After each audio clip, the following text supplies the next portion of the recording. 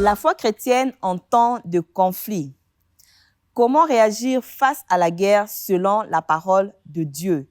Fidèles téléspectateurs, bonjour et bienvenue à cette nouvelle édition de notre émission Torrent de grâce. Aujourd'hui, nous nous rassemblons dans un esprit de solidarité. Solidarité en plein cœur d'une tempête qui frappe notre belle et chère patrie, la République démocratique du Congo. La guerre et la souffrance font partie du vécu quotidien de milliers de nos concitoyens. Et en tant que chrétiens, nous devons nous interroger sur notre rôle pendant ces moments sombres. Quelle est notre attitude? Et pour nous accompagner dans cette réflexion, nous avons le privilège d'accueillir le révérend pasteur Nzuzimbala qui partagera avec nous des perspectives bibliques et des encouragements pour affronter cette épreuve.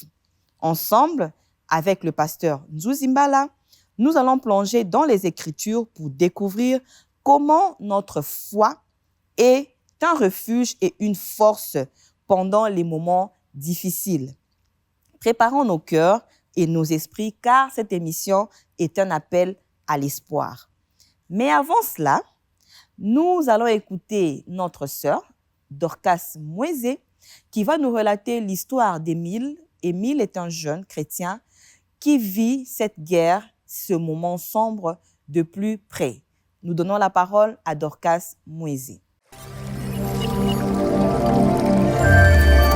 Shalom, chers fidèles téléspectateurs et internautes de Torrent de grâce. Voici le récit du jour.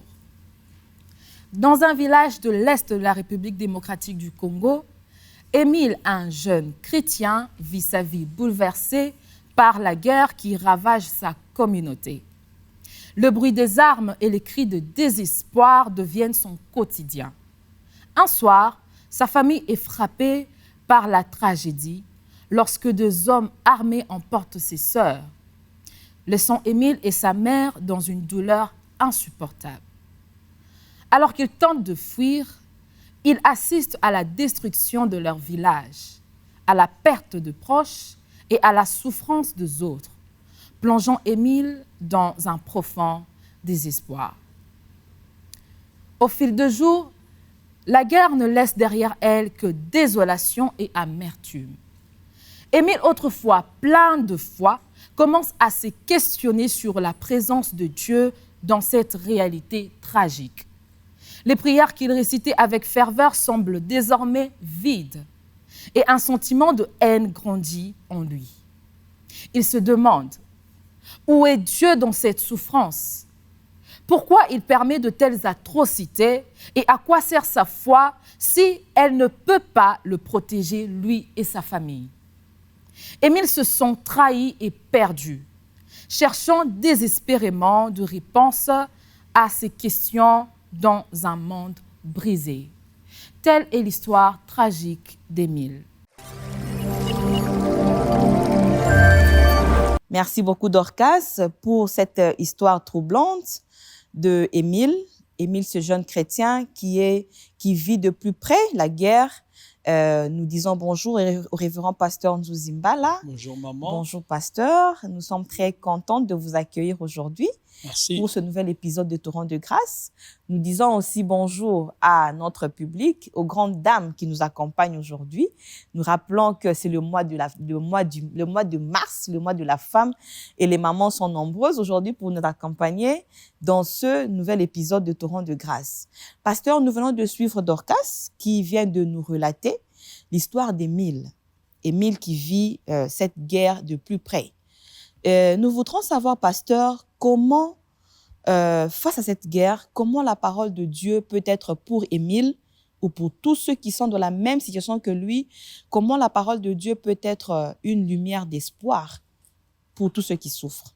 Ok, merci beaucoup maman. Nous sommes de cœur avec nos frères, nos sœurs de l'Est, comme Émile, qui vivent de près cette guerre, qu'on se le dise, la guerre... même si on dit que c'est bon du point de vue politique, mais c'est une mauvaise chose. Du point de vue sociologique, Vous voyez, la guerre est une mauvaise chose. C'est comme cela qu'on peut voir que même pendant la guerre, les gens crient, il faut respecter l'humain. Vous voyez, donc nous disons que c'est pénible, même s'il y a ceux qui peuvent avancer des raisons pour lesquelles ils font la guerre, mais du point de vue humain, c'est pas facile à vivre, qu'on se le dise. Votre question, c'est comment est-ce que cette Émile, situation, oui, peut donner une lueur par rapport à la parole de Dieu? Comment il peut trouver une lueur d'espoir? Ok, je vais lire quelque chose dans la parce que Émile n'est pas le premier de vivre la guerre. Je vais lire, je crois, c'est Juge. Hein? Je vais lire Juge, le chapitre 6. Je prends le verset 12 à 13. L'ange de l'Éternel lui apparut et lui dit, « L'Éternel est avec toi, vaillant héros. » C'est Gédéon, bien sûr. Gédéon lui dit, « Ah, mon Seigneur, si l'Éternel est avec nous, pourquoi toutes ces choses nous sont-elles arrivées? Et où sont tous ces prodiges que nos pères nous racontent? Comme tu dis, l'Éternel ne nous a-t-il pas fait monter hors d'Égypte? Maintenant, l'Éternel nous abandonne et il nous livre entre les mains des mendiants. » Jusque-là, je crois que nous pouvons comprendre, Émile, comme Gédéon, bien sûr, c'est une exclamation. Pourquoi cette souffrance? Dieu va rencontrer Gédéon pour dire que tu es un vaillant héros. Il dit, mais moi, vaillant héros, voilà ce que nous sommes en train de vivre. Où est ce Dieu? Tout ce que nos parents nous racontaient lorsqu'ils étaient en Égypte, le Dieu grand, le Dieu puissant. Il dit, où est ce Dieu? C'est comme si Dieu nous a abandonnés. Pareil à Émile. La lumière, c'est quoi? Regardez. Pour nous chrétiens, en tant qu'enfants de Dieu, nous avons une attitude à adopter face à la guerre. Non seulement la guerre, maman, mais face à toutes les situations difficiles que nous pouvons vivre. Mais je vais dire à Émile, il y a un début et une fin. Il y a un début et une fin. Il n'y a que Dieu qui est éternel. La guerre a un commencement et il y aura une fin. Ce n'est pas la première que nous vivons. Ce n'est pas la première que le monde est en train de vivre. Ça va finir un jour. Donc, face à toutes ces réalités, même pas seulement la guerre, mais tout ce que l'homme peut connaître, tout ce que l'homme peut vivre, mettez dans votre foi que ça n'a bandé l'épée et ça n'a souka. Pour nous, enfants de Dieu, si nous avons l'assurance de notre salut, je dirais, j'attends la nouvelle cité que Dieu a préparée pour nous. C'est ce qui me donne la force. Parce que je sais que la guerre, disons, moi, il faut la vivre. Hein? Si, mais c'est peut-être que nous qui sommes ici, on n'a jamais vécu la guerre. Mais moi, je crois, pendant 5 à 10 minutes, j'ai vécu la guerre. Entre les troupes de Bemba à l'époque, et également les troupes de Kabila. Pendant 5-10 minutes. Si tu l'entends, peut-être que mais il faut vivre ça. C'est pénible. Très pénible. Mais j'ai dit à Émile, il y a un début, il y a une fin. Élevons nos cœurs vers le Seigneur. Dieu sait là où il va nous conduire. Il y a un début, il y a une fin face à la guerre. Mais quelle est l'attitude que doit avoir le chrétien pendant ce temps de guerre? Quelle attitude doit avoir le chrétien? Écoutez, maman, il y a un risque que les chrétiens courent. C'est la haine. C'est la colère. Bon, du point de vue humain, je ne les condamne pas. Ce sont des humains. Oui. Vous voyez, quand on vit des choses, il y a ceux qui avaient des projets, qui avaient des plans, j'aurais ça. Et maintenant, ils voient tout être renversé à cause de la guerre. Si on n'est pas prudent, facilement, on peut tomber dans la haine. Or, écoutez bien, la haine n'arrange rien. la haine, même si vous avez raison. Mais si vous mettez la haine devant, vous risquez d'empirer les choses et perdre votre raison. La haine n'arrange rien. Pour nous, enfants de Dieu, quelle est notre attitude? Il y a un texte, peut-être que cela peut ou ne pas plaire à tout le monde. Mais moi, quand ça ne marche pas, je prends ce texte qui dit quoi?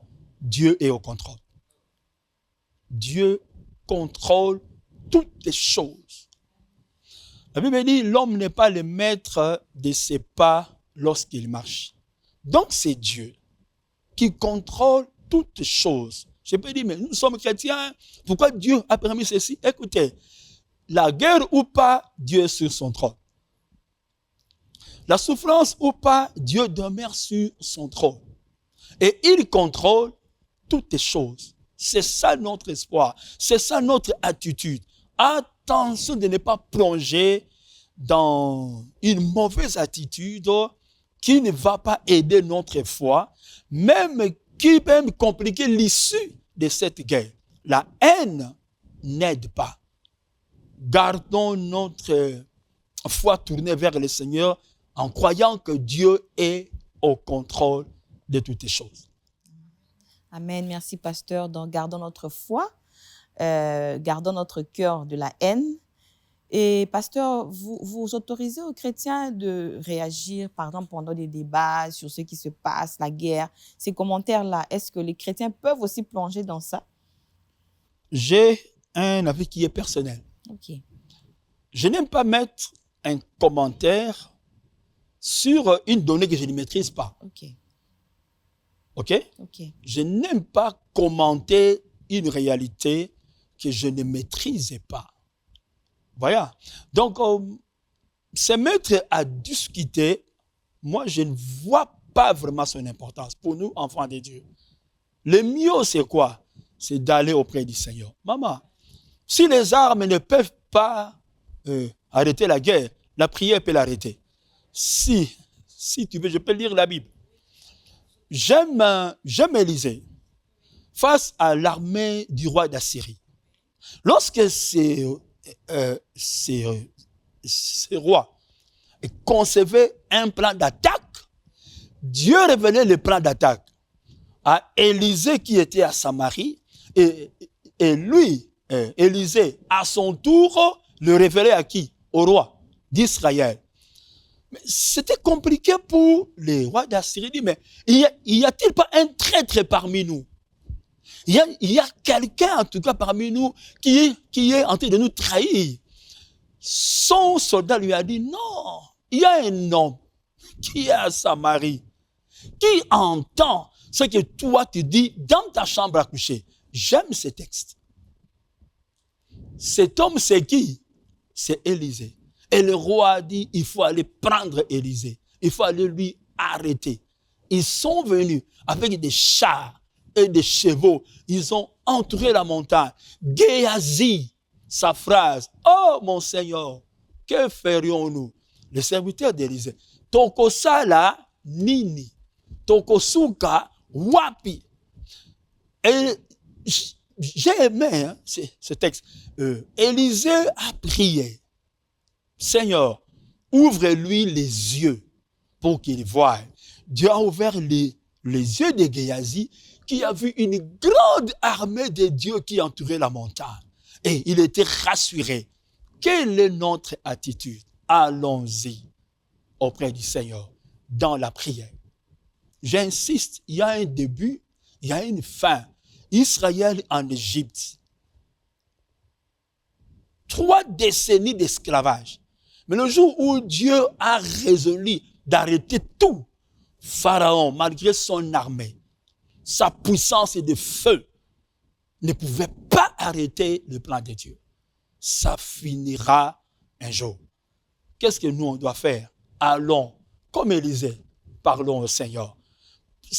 Plongez dans des discussions, dans des données, des fois que vous ne maîtrisez pas, peut attiser notre haine. Allons-y dans la prière.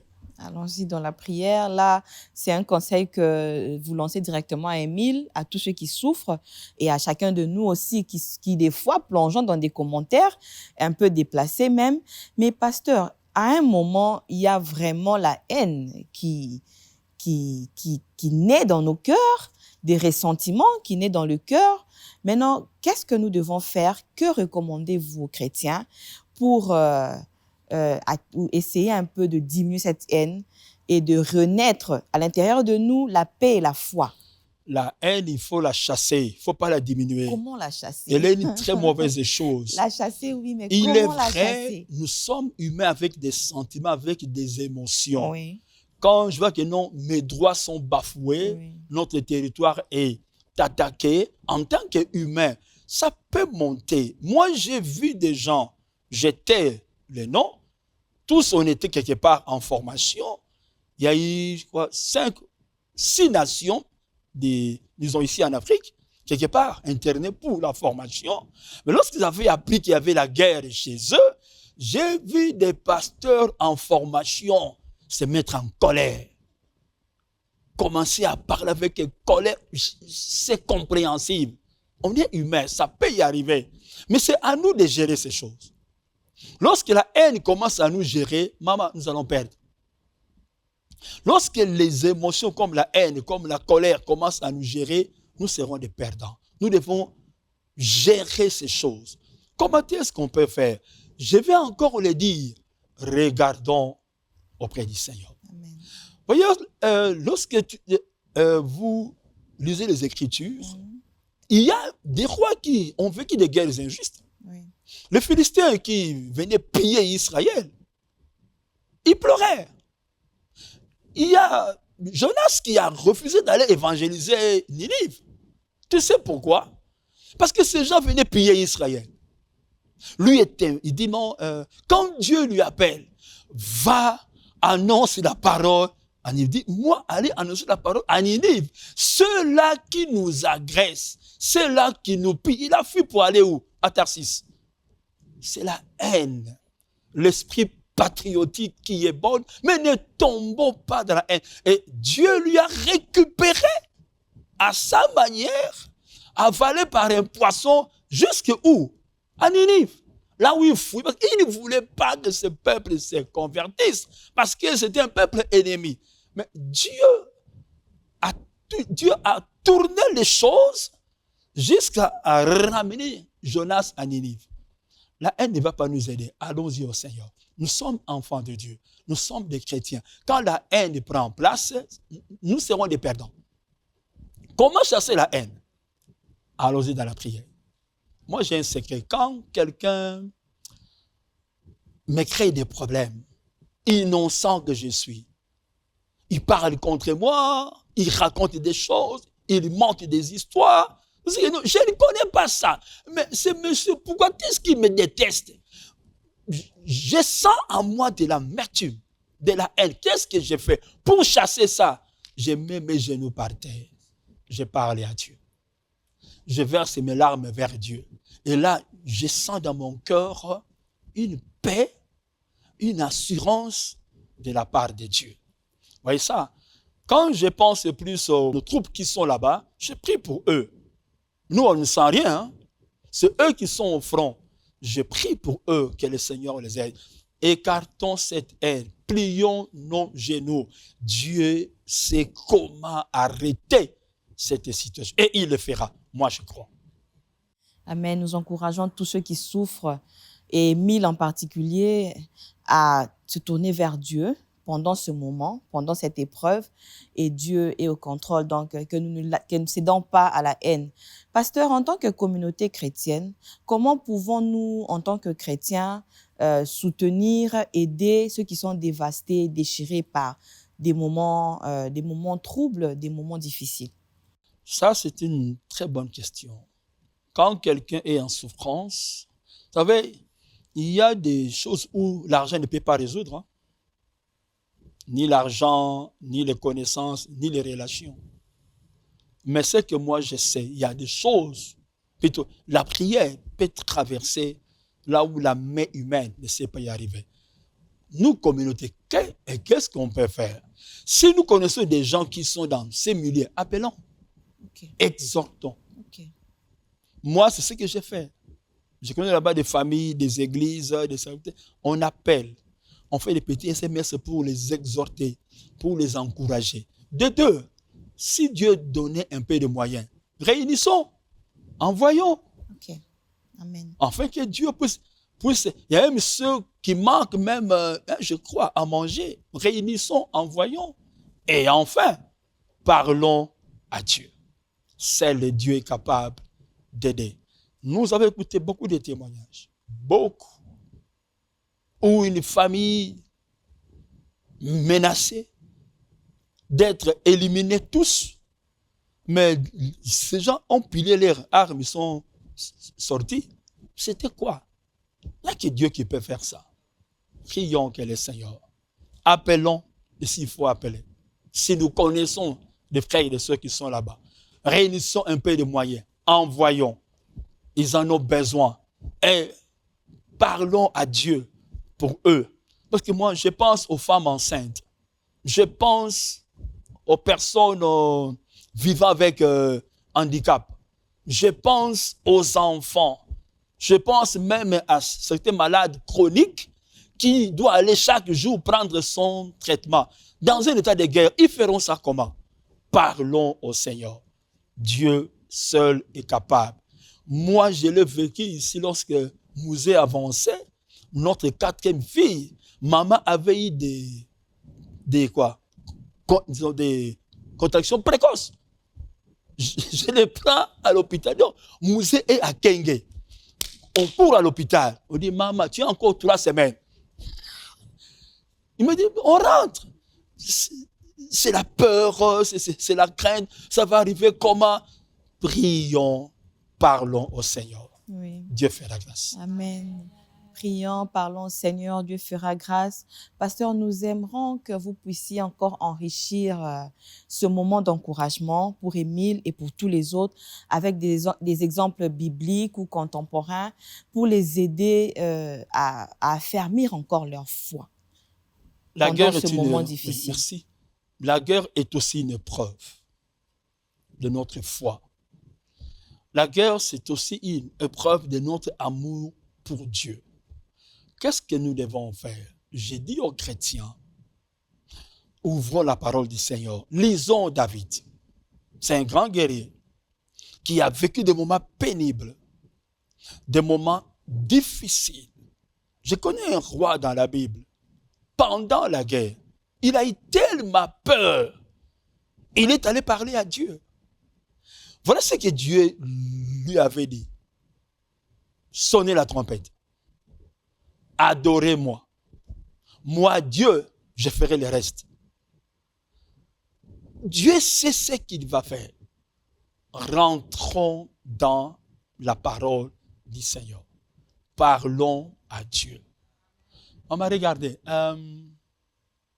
Lorsqu'on traverse un moment pénible, ou peut-être tu ne sais pas à qui parler, qui je peux appeler, et surtout pour le cas d'espèce, vous savez, moi, je ne suis pas trop tout ce qui se raconte. Vous voyez des images qui passent, il y en a des vrais, il y en a aussi des faux. Il y a des gens qui parlent, qui racontent, ils écrivent, il y en a des vrais et aussi des faux. Alors, pour ne pas déranger ma quiétude intérieure, je mets ça à côté, je parle à Dieu. Je parle à Dieu. Ça va nous soutenir, ça va soutenir notre foi, notre amour pour Dieu, que ce soit nous ou même ceux-là qui sont sur place.